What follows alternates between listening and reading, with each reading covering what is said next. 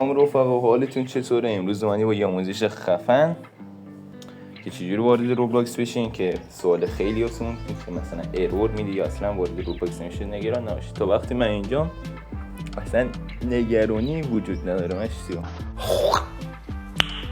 نایس. چند تا روش داخل ویدیو به شما میگن که حتما وارد روبلاکس میشه و ساب و لایک و زنگوله حتما فراموش نشه. سوال دیگه چیزی که داشتین داخل کامنت ها حتما بهم بگین، من جوابتون رو میدم. خب بریم سراغ ویدیو. لیتس گو. اولین روش رو به شما میخواستم بهتون بگم که مهمترین روش، یعنی 90% مشکل این ایرورو یا اصلا وارد روبلاکس نشدن VPN خوب نداشتن. یه VPN خوب میخوام یه چند تا VPN خوب به شما معرفی کنم که وارد روبلاکس حتما بشین. خب اولین VPN پلاتو VPN که الان تصاویرش داخل ویدیو دارم نشون میده. اینو داخل گوگل پلی میتونید نصب کنید و واردش شید و VPN رو بس کنید و وارد روبلاکس بشید.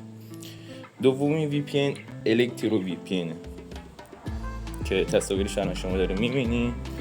یکی از VPN های خوبه که خیلی ازش استفاده میکنن و وارد روبلاکس میشن. و سومی VPN جامپ که معروف ترین VPN هاست، احتمالا شما هم بشناسینش و استفاده کرده باشین قبلا ازش.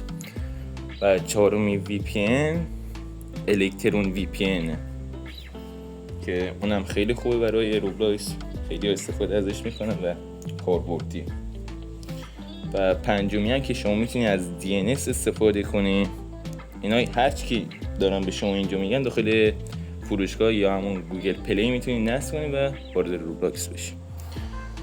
و سیم کارت همراه اول برای بعضیا میشه وارد روبلاکس شد، ولی برای بعضیا یعنی باید یه VPN یا یه چیزی استفاده کرد. و ایرانسی هم که حتما باید با VPN وارد روبلاکس شد. بریم سراغ روش‌های بعد که از خود سایت روبلاکس وارد روبلاکس بشین. یعنی چی؟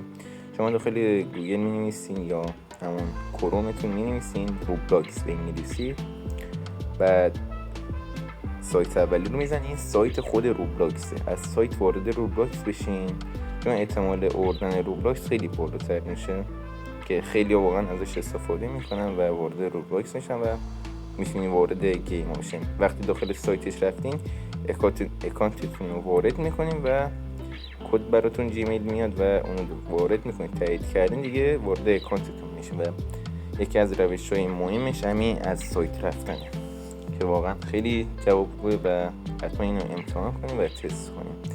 لینک سایت هم داخل کامنت ها براتون میذارم. خب رفقا، روش سومم هات اسپات شدن به یکی یا وصل شدن به وای فای خونه‌تون که سرعت اینترنتتون رو واقعا میبره بالا.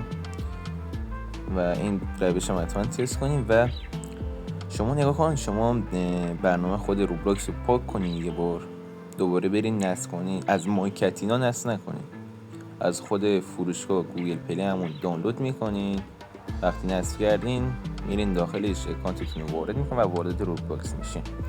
و یکی از همین روشش هم همین هات اسپات شدن به یکی یا وصل شدن به وای فای خونه‌تون. بریم سراغ روش بعدی. روش چهارم که آخرین روشه، خریدن کانفیگ گیمینگ.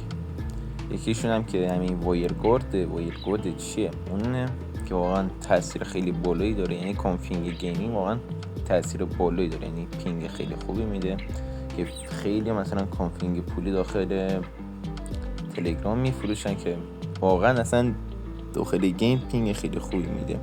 ولی خب همین بهترین روش که همین روش اوله که به شما گفتم که 90% یعنی تاثیر اون داره، VPN خوب.